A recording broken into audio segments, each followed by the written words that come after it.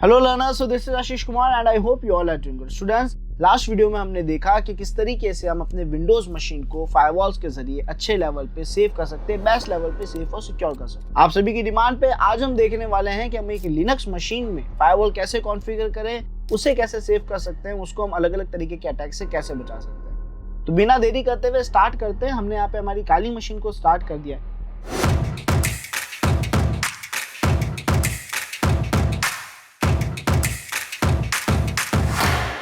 सबसे पहले हम अपने टर्मिनल पे जाएंगे बिकॉज सर हमारी लिनक्स मशीन्स में भी हमें एक प्री इंस्टॉल्ड फायरवॉल टूल मिलता है जिसका नाम है आईपी टेबल्स। इसकी मदद से सर आप अपने फायरवॉल को मैन्युअली कॉन्फ़िगर कर सकते हैं। लेकिन इससे पहले कि हम इस पार्ट को कंटिन्यू करें, हम रूट परमिशन दे देते हैं और आईपी टेबल्स की हेल्प हम देखना चाहेंगे। तो उसके लिए हम कमांड लिखेंगे आईपी टेबल्स -h और एंटर प्रेस करेंगे।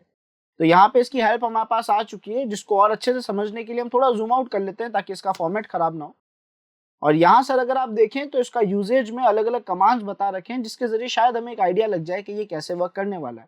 यहाँ हमें एक ऑप्शन देखने को मिलेगा विच इज -L, जिसका मतलब है कि सर ये फिलहाल आपके सिस्टम में जो भी रूल्स अप्लाई हो रहे हैं, जो भी पॉलिसीज हैं, सब दिखा देगा। सर जिस तरीके से विंडोज में हमारे पास 3 प्रोफाइल्स थी, डोमेन, प्राइवेट एंड पब्लिक, उसी तरीके से यहाँ पे हमें 3 पॉलिसीज देखने को मिलेगी। तो सर उसके लिए आप कमांड लिखेंगे IP tables -L और एंटर प्रेस करेंगे। तो आप देख सकते हो फिलहाल ये मुझे 3 पॉलिसीज बता रहा है जिसमें कोई भी रूल्स सेटअप नहीं कर रखे। सबसे पहली पॉलिसी है इनपुट पॉलिसी, जिसको बाय डिफॉल्ट आपने ड्रॉप कर रखा है।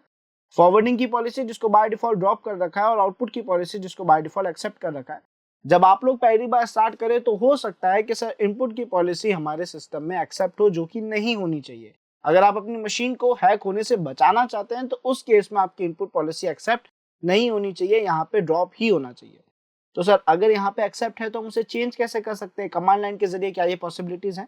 तो बिल्कुल करा जा सकता है। हम कमांड लिखेंगे IP tables -P, जिसका मतलब है पॉलिसी, और उसके आगे हम किसी भी पॉलिसी का नाम लिख के वहां पे मेंशन कर सकते हैं कि हम क्या चाहते हैं। जैसे एग्जांपल के तौर पर सर अगर हम चाहते हैं कि तो हमने यहाँ पे लिखा एक्सेप्ट और एंटर प्रेस कर दिया।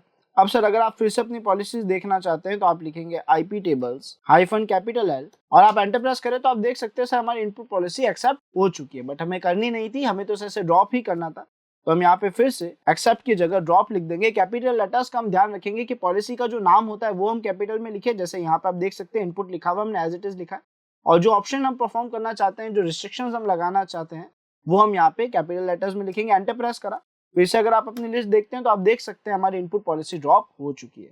तो देखा जाए तो ना ही अभी कोई मुझसे कम्युनिकेट कर पाएगा, ना ही कहीं फॉरवर्डिंग हो पाएगी। बस मैं किसी से भी कम्युनिकेशन कर सकता हूँ यहाँ पे, बिकॉज सर आपकी आउटपुट पॉलिसी जो है वो यहाँ पे एक्सेप्ट हो रही है। अब इसी चीज को सर अगर आप बेस्ट लेवल पे कॉन्फ़िगर करना चाहते हैं तो हो सकता है कमांड लाइन हमारे लिए डिफिकल्ट भी हो सकती है और टाइम टेकिंग प्रोसेस भी हो सकता है, हमारे एफर्ट्स भी ज्यादा जाएंगे।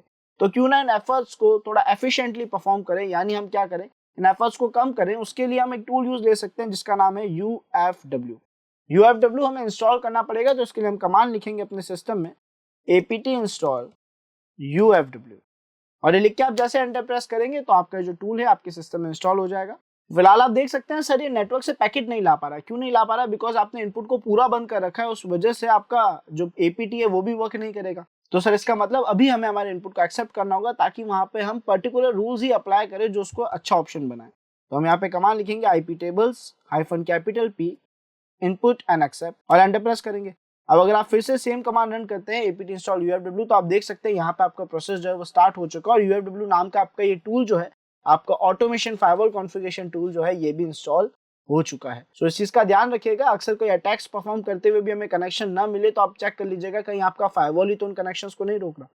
अब सर हम UFW लिख के एंटर प्रेस करेंगे या -help लिख के एंटर प्रेस करेंगे ताकि इसकी हेल्प हमारे सामने आ जाए। और सर यहाँ अगर आप देखें तो आपको 2 ऑप्शंस काफी काम के दिखेंगे, which is enable and disable. तो सर अगर आप UFW इनेबल लिख के एंटर प्रेस करते हैं तो ये बाय डिफॉल्ट आपके सिस्टम में जो इंपॉर्टेंट रूल्स हैं, जो आपके लिए रिक्वायर्ड रूल्स हैं, वो अपना आप कॉन्फ़िगर कर देगा। यानी यहाँ पे आपको बहुत ज्यादा एफर्ट्स डालने की जरूरत नहीं पड़ेगी। ऑटोमेशन में एक डिफॉल्ट रूल सेट अप्लाई कर देगा जिसकी वजह से आपका सिस्टम काफी हद तक सेफ हो जाएगा। तो इसके लिए आपको बस कमांड लिखना है UFW इनेबल और जब आप ये लिख के एंटर प्रेस करेंगे आपका जो फायरवॉल था IP tables उस पे UFW आके अपने सारे रूल कॉन्फ़िगर कर देगा। अब क्या सर हम वो रूल्स देख सकते हैं?